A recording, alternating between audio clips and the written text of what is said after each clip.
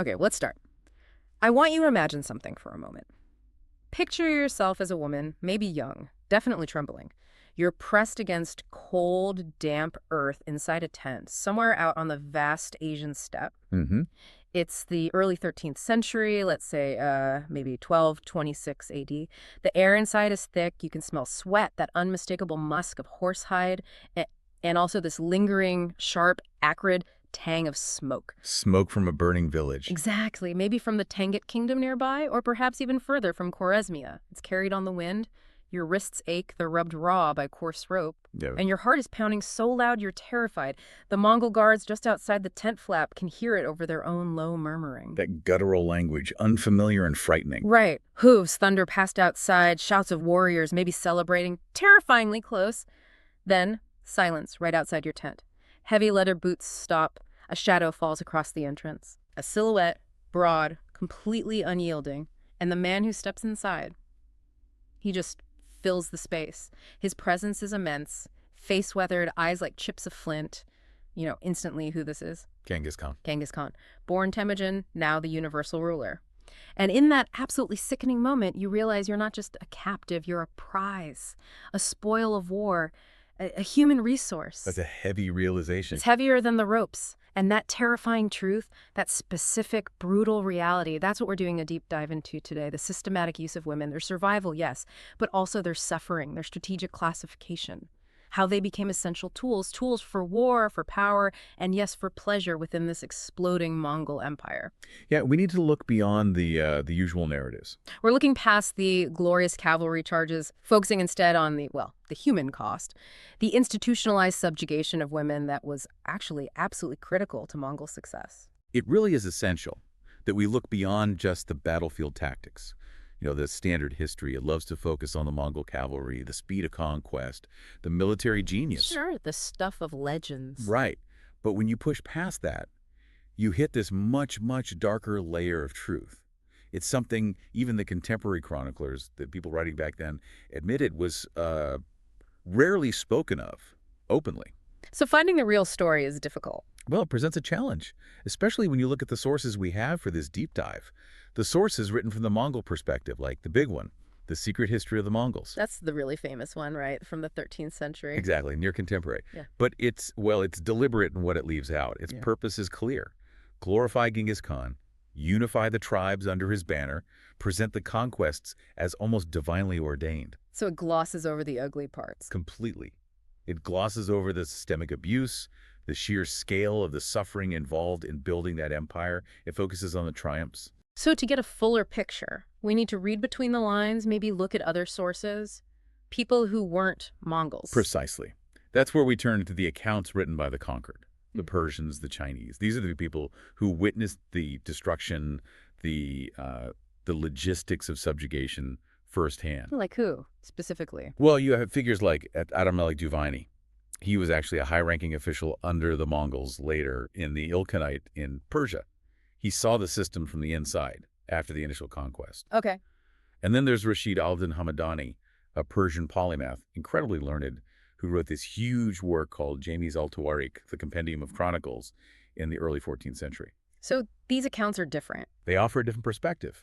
They often hint at the scale of the misery, sometimes through, staggering numbers related to captives or descriptions of slave markets.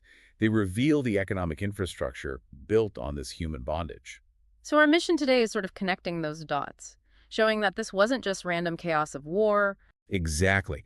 It's about understanding that the capture, the classification, the incorporation of these women wasn't some unfortunate side effect. It was calculated.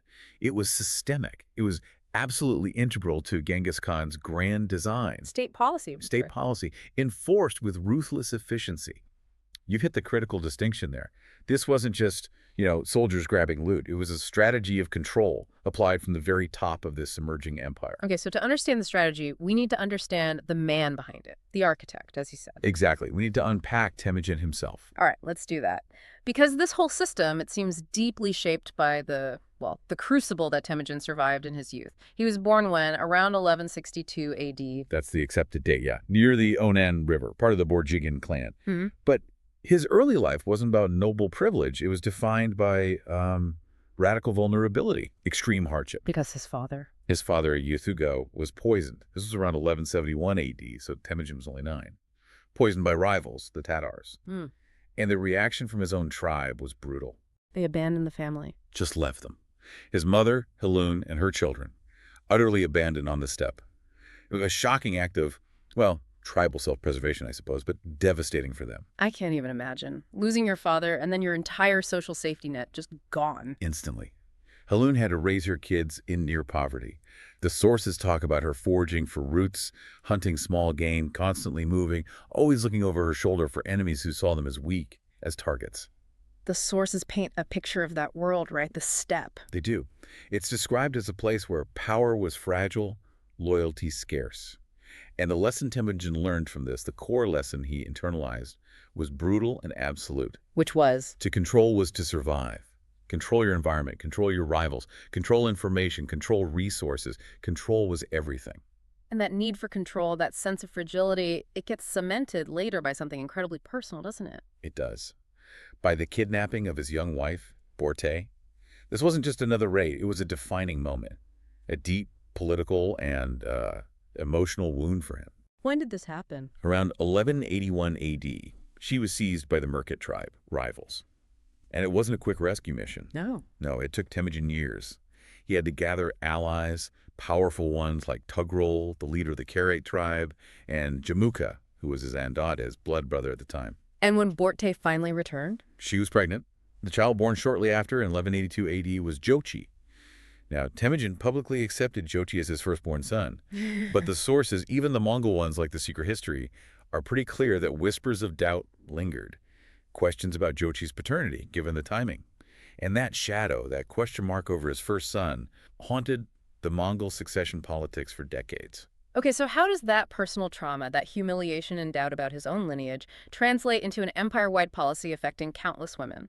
Well, you can see how it might provide a kind of blueprint for strategic mistrust, for systemic control, especially concerning lineage and loyalty. If Temujin realized that his own wives, the very foundation of his family, could be taken by rivals, potentially defiled specifically to cast doubt on his heirs, well then all women, especially high-status women from rival groups, become inherently political. They become leverage. Exactly.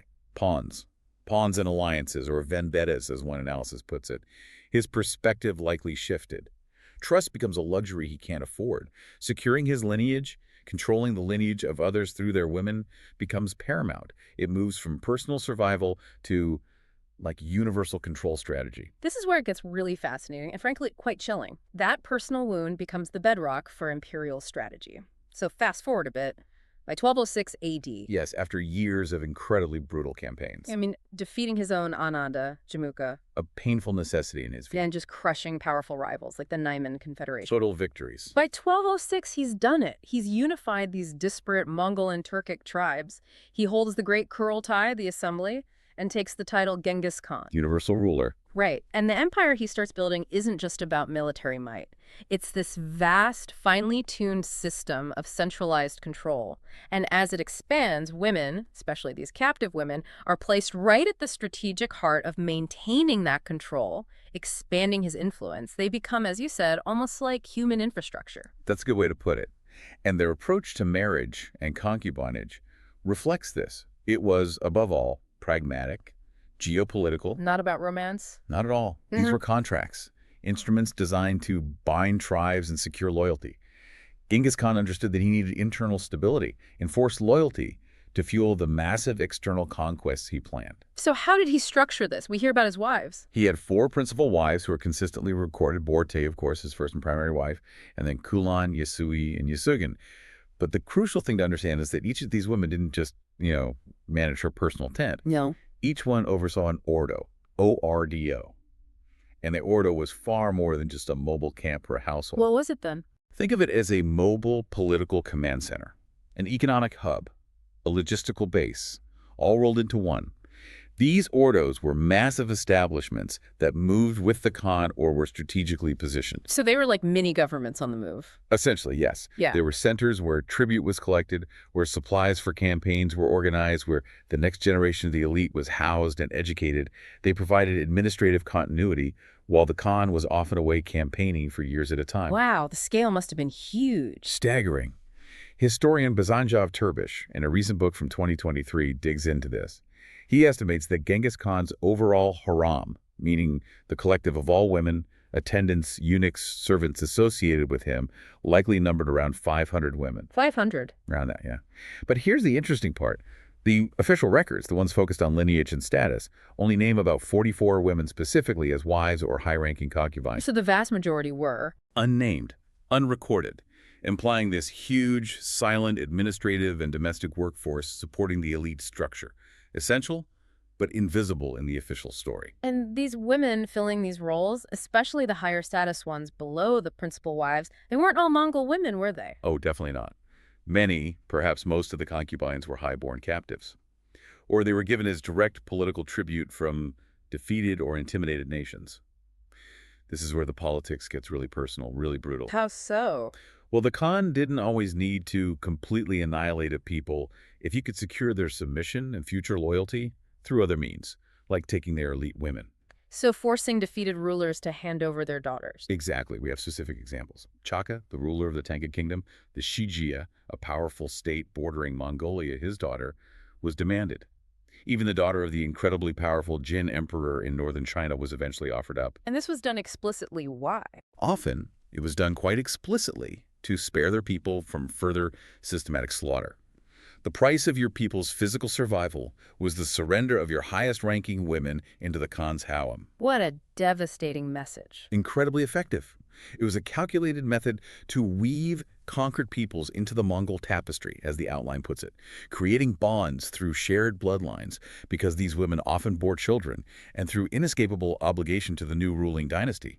Humiliation and integration all at once. Given the sheer political weight of these ordos and the women within them, how was security managed? This sounds like a potential hotbed of intrigue. Excellent question. That's where the Kishig comes in. And the Kishig was far, far more than just a simple bodyguard unit. What were they? They were the elite imperial guard, initially formed with 10,000 men, handpicked from the sons of loyal commanders, hostages from allied tribes, and the Khan's most trusted personal companions. They were fiercely loyal to him. 10,000. That's a small army in itself. It was. And their role was multifaceted. They were the central police force within the empire's core. They handled internal political intelligence, spying, basically. And they were the military backbone, ensuring no internal coups or betrayals could succeed. So they guarded the Khan, obviously, but also the whole system. Precisely.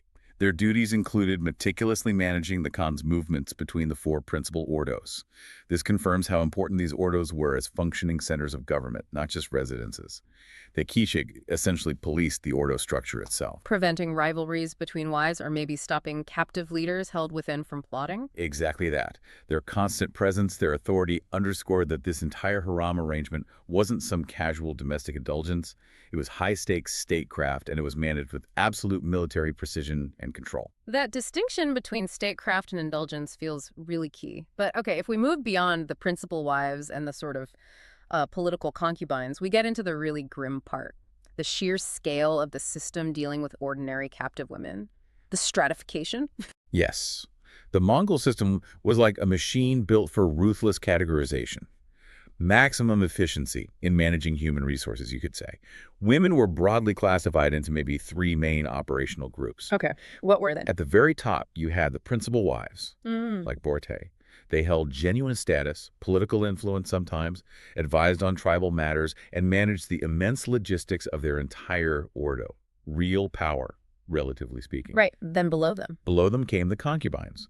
Now, these were often still high-born captives, daughters of defeated chiefs or kings. They might live in relative luxury, materially speaking. One source even calls it a golden cage. A golden cage implies no freedom. Exactly. They lacked any real freedom or political agency. Their status was totally precarious, hanging entirely on the Khan's favor at any given moment, or the ongoing political usefulness of their family connections back home. Okay, so wives, concubines, and then the third category must be enormous. Immense. The slaves. These were the women torn directly from the populations of besieged cities and conquered lands. Khwarezmia, northern China, the Tangut kingdom, everywhere the Mongols conquered. And their fate. They faced the worst fates, as the outline starkly puts it. Their existence was defined by relentless domestic labor, often incredibly brutal sexual servitude, and crucially, they became commodities. Fodder for the booming Mongol slave trade and the internal economy.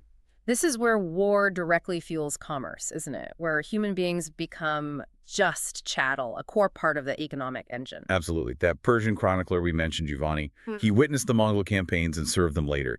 He wrote very explicitly about the logistics of this cruelty. What did he describe? He described the markets that sprang up in newly conquered cities like Samarkand and Bukhara, and in these markets, women were, in his words, literally traded like livestock. Like livestock. Valued how? Their value was often standardized. So many horses for a young woman, a certain amount of silk or gold or silver. It created this constant, horrible, but highly profitable trade network across Asia.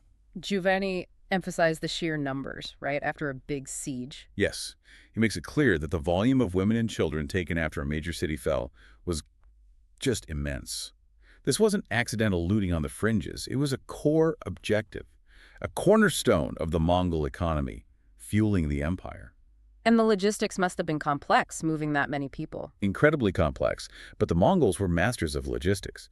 They ensured the supply of captured people was managed, moved efficiently, and fed into the system, whether for internal use or external sale. It was horrifically well organized. And within the Mongol system itself, especially the military, what was their role beyond being trade goods? Well, their role was immediate and vital to the army's functioning. The Mongol army was constantly on the move, needing a massive support structure. So enslaved women were forced into direct service for the soldiers. Doing what kind of work? All the essential domestic tasks: cooking, cleaning, mending equipment, managing the vast herds of horses that were the army's lifeblood. Grueling labor, But there was more to it, wasn't there? The comfort aspect. yes. Critically, multiple sources describe these women being used explicitly to provide comfort after battles, which is a euphemism For mass sexual servitude. for systematic rape.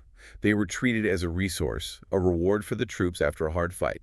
Their destiny was brutally simple: hard labor, sexual service, or being sold off into the wider slave markets, perhaps in the Islamic world or China. And even for women higher up the chain, like concubines, their position wasn't secure. Not at all. For any woman in the harem below the absolute top tier, falling out of favor with the Khan or simply becoming politically irrelevant could be devastating. The consequences: demotion, maybe being cast out entirely, or worse, being given away or sold to a lower-ranking officer or some distant chieftain as a gift. Constant precarity. It seems the major sieges are where this system becomes most visible, most brutal. They really are. Take the fall of Otrar, for instance, in 1219 AD. This was a flashpoint. Why Otrar? Its governor, a man named Nelchuk, had executed Mongol envoys sent by Genghis Khan. This was seen as an unforgivable insult, the ultimate provocation. It gave Genghis the perfect casus belli, the justification he needed for a war of, essentially, extermination against the entire Khwarezmian Empire. And when Otrar fell, The chronicles describe a true bloodbath. The resisting soldiers and many male civilians were systematically executed. Sometimes with horrifying cruelty, Giovanni mentions disembowelment, searching for swallowed jewels or hidden wealth. but the women. The women were largely spared immediate death, only to be taken captive in massive numbers. The capture and subsequent trade in female slaves following Otrar and the fall of other Khwarezmian cities like Bukhara and Samarkand, it became, as we said, a cornerstone of the Mongol economy. Feeding the internal demand of the ordos and the generals' households. In fueling the massive Trans-Asian slave markets. It wasn't just plunder. It was strategic economic policy built entirely on the suffering and commodification of human beings, particularly women. And tragically, this wasn't just a feature of Genghis Khan's reign. It seems this institutionalized cruelty became standard practice. It was passed down. Sadly, yes, it became an established tool of Mongol statecraft. Rashid al-Din, writing about the period after Genghis Khan, records a truly chilling example. This happened under Genghis's son and successor, Ogedei Khan, Ogedei ruled when? from 1229 to 1241 AD.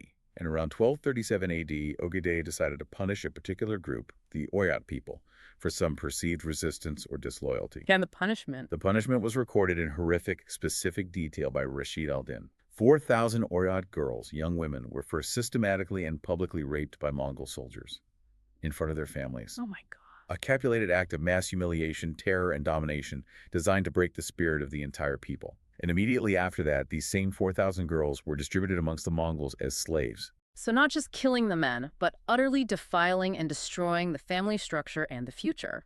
Precisely. It sent an unmistakable message across the empire.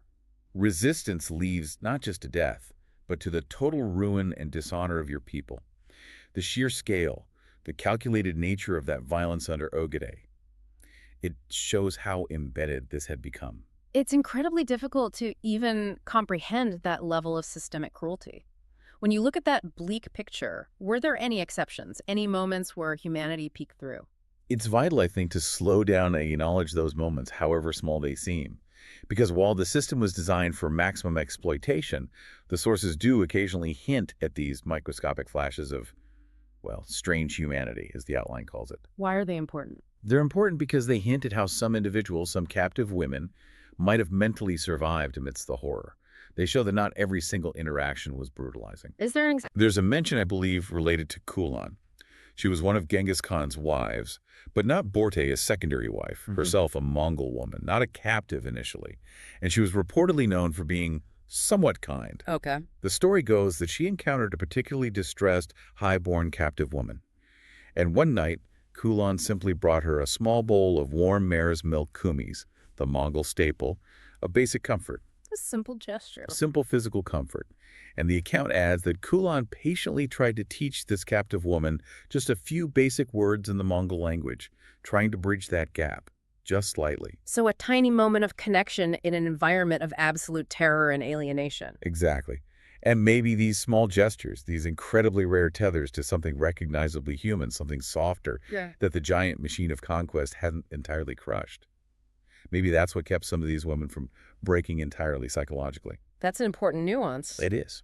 The people implementing the system were still humans, capable of occasional kindness, even if the system itself was fundamentally inhumane. That distinction is crucial.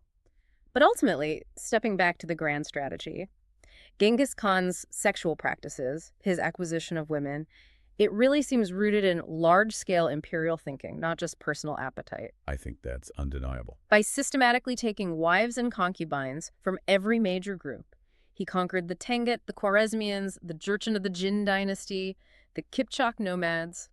He wasn't just demonstrating dominance in the moment. No, it was long-term. He was engaging in a form of, you could almost say, biological warfare, or maybe strategic lineage dissemination, ensuring his bloodline, his Y chromosome, spread across the entire empire. Seeding the conquered lands with his descendants. Exactly. Guaranteeing that his sons, grandsons, or at least men carrying his direct paternal lineage would eventually become the rulers, the local elites, the governors in those very lands.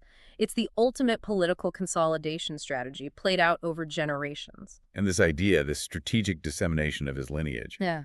it's perhaps the most shocking part of his legacy because it's quantifiable today. Modern science has actually confirmed the scale of this. You're talking about the genetic studies. Yes, specifically a major study published back in 2003 in the American Journal of Human Genetics, a very reputable source. What did that study find?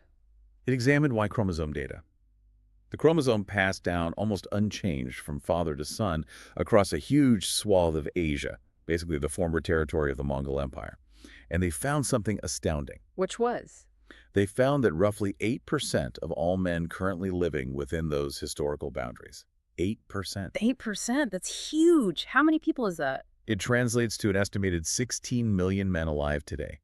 16 million men carry a specific, very distinctive Y chromosome marker. And this marker is linked to Genghis Khan. The distribution pattern is so unique, widespread across the former empire, but rare outside it, and radiating out from a likely origin point in Mongolia, that the geneticists concluded it's almost certainly tied to Genghis Khan and his immediate male descendants, particularly his sons who inherited vast portions of the empire. 16 million men, carrying the genetic echo of his ambition.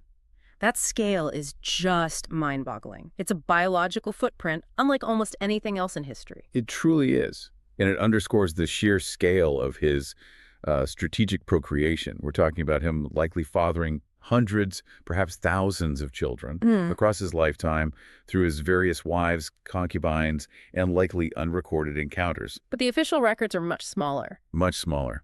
When you look at the chronicles, the ones concerned with legitimacy and succession, they primarily name and track the children born to his principal wife, Borte. How many was that? 9 are usually named. The 4 famous sons who inherited the empire, Jochi, Chagatai, Ugedei, and Tului, and 5 daughters, who are also important for marriage alliances. So all the other children? The vast majority. born to the hundreds of other women in his life, the concubines, the high-status captives, the slaves across this enormous territory. They were mostly unrecorded. Their existence wasn't politically significant for the primary lineage. Their mothers. Their mothers are the great silence in this story. Women who made this incredible genetic contribution, whose descendants number in the millions today. Their names, their stories, their origins were simply lost to history, deemed unimportant, just shadows behind the great man's lineage. So he establishes this vast system, seeds his lineage across continents. What happens to this intricate structure, the harem, after Genghis Khan himself dies? Well, his death itself is shrouded in some mystery, but it occurred around August 18, 1227 AD. Rare. He was campaigning, overseeing the final siege of the Tanga kingdom, the Shias or Shisha.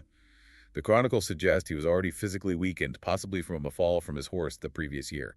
He died during that last campaign. And the aftermath, his burial. The aftermath speaks volumes about the Mongol obsession with secrecy and control, especially regarding their rulers. His body was transported back towards Mongolia for burial in absolute secrecy. This was tradition. The burial sites of the great Khans were meant to be hidden forever. And there are stories about how they enforced that secrecy. Yes.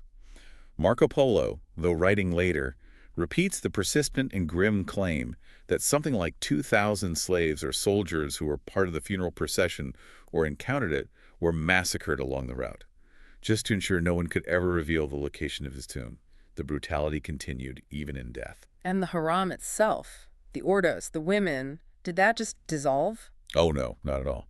That sophisticated political and social machine, the Ordo system, didn't just vanish. It immediately shifted into the control of his sons, primarily his designated successor, Agade. So the women became part of the inheritance. Essentially, yes. The high-status political wives and their children remain crucial players in the succession struggles and the continued running of the empire. But for the many lower-status captives and slaves within that system, the transition was likely brutal. Some were inevitably just forgotten in the massive reorganization of power and resources that followed the Great Khan's death.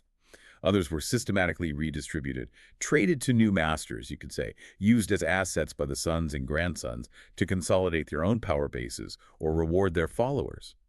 Their lives remained entirely subject to the political winds. But this brings us to a really crucial point of contrast, I think. Something we need to emphasize to avoid painting Mongol society with just one brush. Okay. We absolutely must distinguish between the fate of these captive women, the ones whose experiences we've been focusing on, and the general status of native Mongol women within their own society. Right. Because Mongol women historically are often described as having more freedom and influence than women in many contemporary settled societies like China or Persia. Precisely. Non-captive Mongol women played an absolutely integral role in nomadic life. They were known for their resilience, their practicality, their economic importance. They weren't secluded. What kind of roles did they have? They managed significant aspects of the household economy, including trade sometimes. They were essential for driving the enormous felt tents, the briggers, on giant wagons during migrations. They held considerable domestic authority. They could ride, shoot bows. Some even fought. A stark contrast to places like Song China at the time. A very sharp contrast. Think about practices like foot binding in China, which were becoming more prevalent then. Foot binding explicitly aimed to restrict women's mobility, emphasizing fragility and dependence. Mongol women operated with a degree of freedom and agency that would have seemed shocking in many settled cultures. And this relative freedom extended into law, too, didn't it? Regarding things like marriage or adultery. To some extent, yes. Turbich notes that while Genghis Khan initially imposed harsh penalties for adultery, including death, likely to suppress feuds between clans during the unification period. Right, to maintain order. Exactly. But later Mongol law, the Yassa, seems to have become more lenient on that front, often imposing fines rather than death. And there seems to have been less social stigma or control over the sexual lives of single women or widows compared to many other societies. So there was a degree of flexibility and agency for women within the Mongol system. Yes, for those born into it or fully integrated. And this is the critical point for the captive woman, the woman we imagine trembling in that tent at the beginning. For her, none of that applied. None of it. That strength is a distant dream, as the outline says. She possessed no such agency. Her life, her body, her future were completely redefined by her captivity. She became a currency, a spoil, a resource, a thread to be woven into the empire's fabric entirely according to her captor's will. So the legacy of Genghis Khan's sexual practices, this whole system, it lives on not just in those 16 million descendants or the vast lands he conquered, but maybe most profoundly in the silences, in what the official chronicles chose not to record about the conquered. I think that's right. The Persian and Chinese accounts, like Giovanni and Rashid al-Din, they give us these essential horrifying glimpses. The market at Samarkand, the bloodbath at Otrar, the calculated cruelty under Ogadeh, they hint at the scale. They crack open the door a little. But the full weight of the suffering, the lived reality for hundreds of thousands of women, that lies in the unwritten stories. The stories of women whose names, identities, and experiences were simply erased, reduced to being tools for empire building. We've seen in this deep dive how multiple factors drove this system relentlessly. The absolute need for control, born from early trauma, sharp political calculation about alliances and lineage, and just staggering ambition, played out genetically across generations. The women endured. The captive woman endured, yes. Many had no other choice. But the psychological scars, the physical trauma, the historical weight of that experience that endured long after Genghis Khan himself was gone. So, a final thought for our listeners to take away. Well, we have this almost unbelievable statistic. 16 million men today likely carry the Y chromosome marker of Genghis Khan's lineage, a direct biological echo of his ambition and conquests. So the question I'd leave you with is this.